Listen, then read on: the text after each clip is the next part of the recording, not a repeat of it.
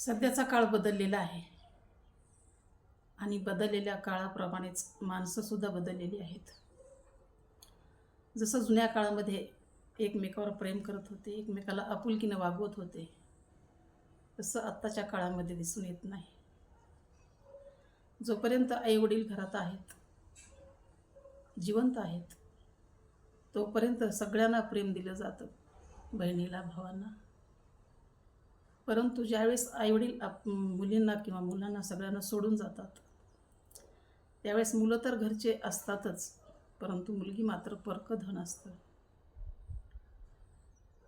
आणि ती लग्न होऊन तर सासरी जातेच, परंतु परत तिला माहेरी पूर्वीसारखा हक्क नसतो. ज्यावेळी आपले आईवडील जिंदगीतून निघून जातात,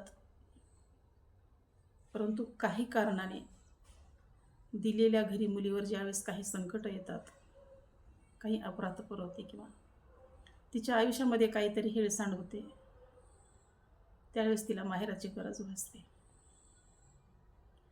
आणि ज्यावेळेस ती माहेरला मोठ्या अपेक्षेने परत येते, त्यावेळेस भाऊ मात्र पूर्वीसारखे तिला मदत करण्यासाठी तयार नसतात. कारण आजच्या काळामध्ये प्रेम हे कतलादू झालेलं आहे. तर सगळ्याचंच असं आहे असं मला म्हणायचं नाही, परंतु ज्यांच्या जीवनामध्ये हे परिस्थिती आहे, ते सत्य परिस्थिती मात्र टाळता येत नाही. आणि ह्याच परिस्थितीला सामोरे जाताना बहिणीच्या मनामध्ये काय दुःख होतं, तिच्या मनामध्ये काय निर्माण झालेल्या वेदना, त्यांना वाट मोकळी कशी करून द्यायची, आणि त्या वेदनेला वाट मोकळी करून देत असताना बहिणीच्या अंतर्मनाला काय दुःख होतं, काय या वेदना होतात,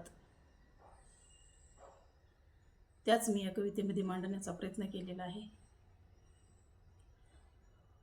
म्हणजेच आई वडील हेच आपलं सर्वस्व आहे, त्यावेळी तिला वाटायला लागतं. आता मी जे आपल्यापुढे स्वलिखित कविता सादर करत आहे, त्या कवितेचं नाव आहे कसं सांगू.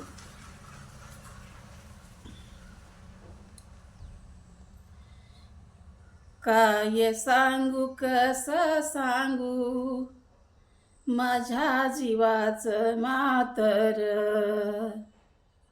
दुःख कोणापासी मांडू, जशी गळ्याला कातर, नाव कुणाचं मी घेऊ, दात ओठ ही आपुले, गळा कुणाच्या मी पडू, जखमाने गते खपले,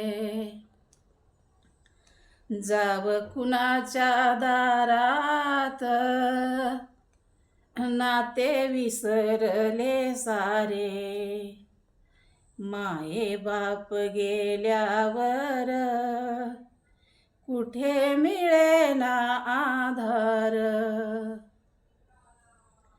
घर असून परकी झाले, जीव वाऱ्या वाऱ्या झाला, कुठे जाऊ कसं राहू, जीव कासा विस झाला,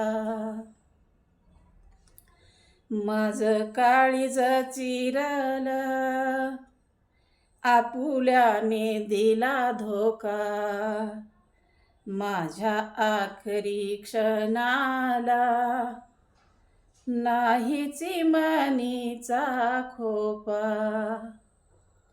माझ्या आखरी क्षणाला नाहीच मनीचा खोपा, नाहीच मनीचा खोपा. अशा प्रकारे त्या मुलीच्या मनाला ज्यावेळेस वेदना होतात, आणि त्याच वेदना या कवितेमधून मी मांडण्याचा प्रयत्न केला असेल. कविता माझी आवडली तर कमेंटद्वारे सांगा, आणि नाही आवडली तरी सांगा. धन्यवाद.